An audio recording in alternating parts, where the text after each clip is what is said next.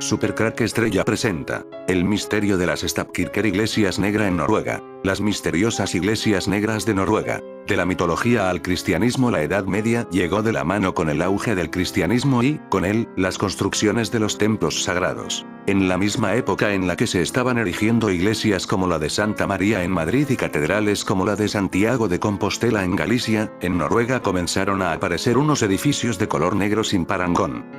Lo que allí se conoce como Stavkirker, aquí son las iglesias negras, aunque se traduce literalmente como iglesias de madera erguidas. Este nombre se debe a que se utilizaron postes para elevar sus muros durante su construcción entre los siglos XII y XIV, una técnica muy sofisticada para aquel momento. Hasta el año 1030 el cristianismo no era aceptado y la corriente dominante era el paganismo politeísta. Fue con la muerte del rey Olaf cuando se empezó a introducir la religión cristiana, ya que se produjeron algunos milagros que condujeron a reconocer la santidad del monarca. Con el cristianismo también se expandieron los lugares de culto religioso. Mientras en las grandes ciudades construían los santuarios con piedra, las zonas rurales se llenaron de estas iglesias en las que predominaba la madera, basándose en la tradición naval y la abundancia de bosques. Su estética es tan extraña que no hace más que despertar curiosidad, aunque originalmente eran tan comunes como cualquier otro edificio noruego. Aunque se podría encontrar un mayor parecido en los templos japoneses que en los europeos, sin conocer todavía aquella cultura tan lejana y alejada, su arquitectura realmente combina antiguas influencias nórdicas con tradiciones británicas, normandas y bizantinas. En su decoración aún se aprecian notas del arte pagano entre criaturas fantásticas y mitológicas, aunque también del cristianismo con arcos, cruces y bóvedas. En todos los tejados aparece un elemento protector como dragones, que cumplen la misma función que en los barcos vikingos, la de proteger contra los enemigos, o cruces para ahuyentar a los espíritus malignos. Con el tiempo, la decoración interior se fue tornando más clásica y se exponían pinturas en las que aparecían escenas de la Biblia y la vida de Jesucristo. En el siglo XVIII quedaron muy dañadas por causas meteorológicas y algunas se sustituyeron mientras que otras desaparecieron por completo. De las 1300 que había originalmente repartidas por toda Noruega, hoy solo quedan 28. Casi todas se ubican allí mismo, pero también las hay en otras zonas del norte de Europa e incluso en Sussex, Inglaterra. Allí está la más lejana, la de Grenstead. Además, hay dos que se trasladaron a Bergen y Oslo para conservarlas como centros turísticos, ya que se solían encontrar en pueblos más pobres donde su mantenimiento se tornó prácticamente imposible. La más antigua data del año 1140, la de Urnes, pero la más popular es la de Borgund, que es también la mejor conservada y en la que se dice que se inspiraron los creadores de Frozen para el castillo de las protagonistas. Su color, uno de los motivos por los que más interés general han despertado, se debe a que están cubiertas de resina y alquitrán y, como las inclemencias del tiempo lo van eliminando, se pintan de negro para intentar mantener su primera apariencia. Pese a que los guías siempre cuenten la historia oficial, hay cientos de significados ocultos, como elementos que tratan de alejar el mal de ojo o a las criaturas nocturnas. Su origen tumultuoso, entre lo pagano y lo cristiano, las ha posicionado en el centro de múltiples teorías de investigadores. Solamente en Noruega se debieron construir entre 1 y 2 millares de iglesias de madera, la gran mayoría entre los siglos XII y XIV, hasta la llegada de la peste negra en el año 1349. De ellas tan solo quedan en pie 28, las llaman Stavkirke. Esta hace referencia a los gruesos postes de madera que las sostienen. Kirke no significa otra cosa que iglesia. Generalmente sus plantas están compuestas por una nave y un coro, y, en ocasiones un deambulatorio o una galería perimetral. El aspecto oriental lo proporcionan los tejados escalonados y los salientes decorativos. En los interiores, las iconografías se sitúan en portales, baldaquines y frontales y recuerdan elementos célticos y del románico y es corriente la presencia de dragones y leones en las tallas de madera.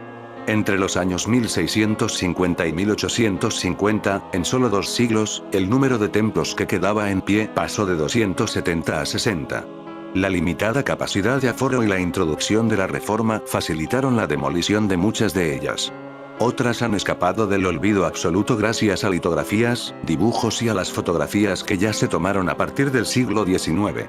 Otro factor decisivo en la conservación de las que quedan han sido los esfuerzos de la Society for the Preservation of Norwegian Antiquities, actualmente la Society for the Preservation of Norwegian Ancient Monuments. A lo largo de la interminable ruta E6, que lleva desde Oslo hasta Trondheim, se encuentran la iglesia de Ringebu y la de Kvikne.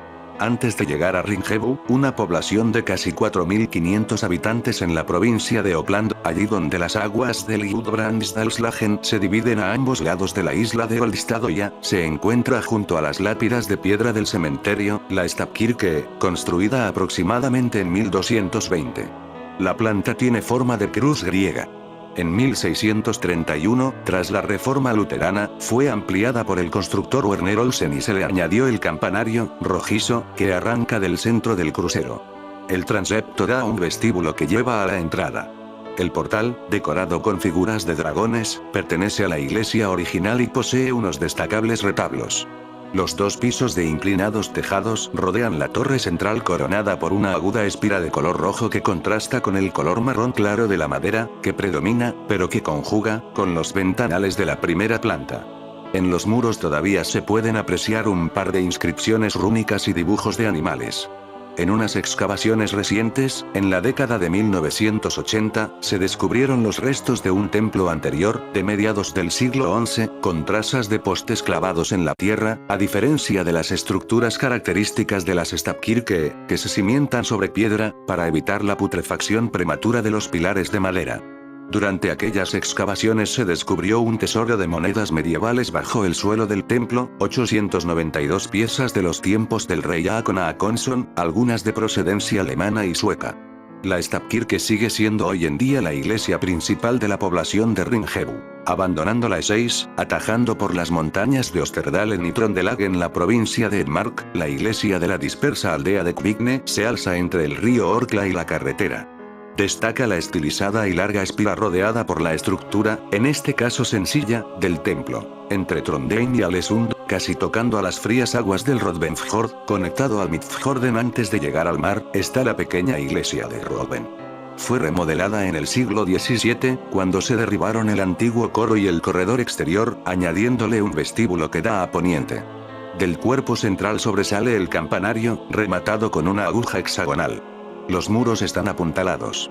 Cruzando la carretera se encuentra la iglesia nueva, de 1907, de un vistoso y característico color rojo oscuro. A menos de un centenar de kilómetros al sur de Bergen, Sognefjorden, el fiordo de Sogn es el mayor de Noruega y, en el mundo, solo es superado por el de Scoresbysound, en Groenlandia.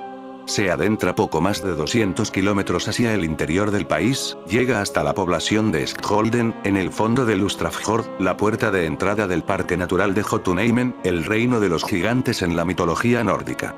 El nombre del fiordo, Sogn, significa algo así como aspirar, y hace referencia a las fuertes corrientes que hay en la entrada, producidas por la gran diferencia de nivel del fondo marino.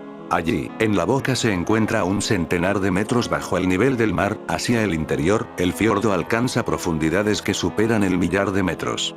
A lo largo del Sognefjorden, las cimas de las montañas se reflejan sobre la especular superficie de las aguas y también asoman cuatro de las más célebres iglesias de madera, las de Kaupanger, la de Urnes, la de Borgund, más escondida en el fondo del valle del Ardal y la de Operstad, en Roisane. Bergen, donde encontré esta fotografía del año 1900 donde una mujer en plena calle hace volar una esfera del tamaño de una pelota de tenis. Serpientes y dragones para asustar a los demonios, para asustar al mal con el mal, ya que existía la creencia de que el diablo tenía poder sobre los no bautizados.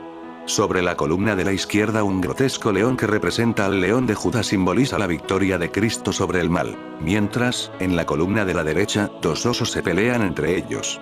En el interior conserva tres muebles medievales: la silla del obispo, un banco y un atril, todos decorados con motivos relativos al mito de Sigurd, Brynhild y Fafnir, el dragón.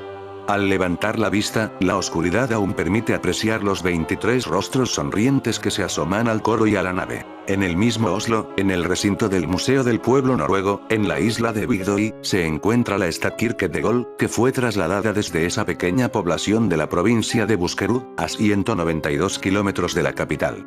Fue desmontada en 1884 y, cuando se reconstruyó se hizo tratando de mantener el aspecto original. En Oslo es donde se fotografió a una viajera del tiempo en 1890 Bergen. La ciudad de las 7 montañas Apocalipsis 17, 9, 10. Aquí está la mente que tiene sabiduría. Las 7 cabezas son 7 montes sobre los que se sienta la mujer. Y son 7 reyes. 5 han caído, uno es y el otro aún no ha venido. Y cuando venga, es necesario que permanezca un poco de tiempo. El próximo 29 de noviembre del año 1970 se cumple el 49 aniversario del hallazgo del cadáver semicalcinado de una mujer en el Valle del Hielo, el Valle de Isdal, a las afueras de Bergen, Noruega. Las circunstancias de la muerte de esta mujer desconocida son uno de los mayores misterios de la criminología, y los objetos relacionados con el caso, así como las circunstancias del mismo, no lo son menos. Casi medio siglo después seguimos sin saber nada o casi nada sobre la muerte de esta persona ni de su identidad, aunque recientemente se ha vuelto a reabrir el interés por el suceso ante unos nuevos datos encontrados. En fin, amigos de Supercrack Estrella, para más historias como esta estamos en contacto.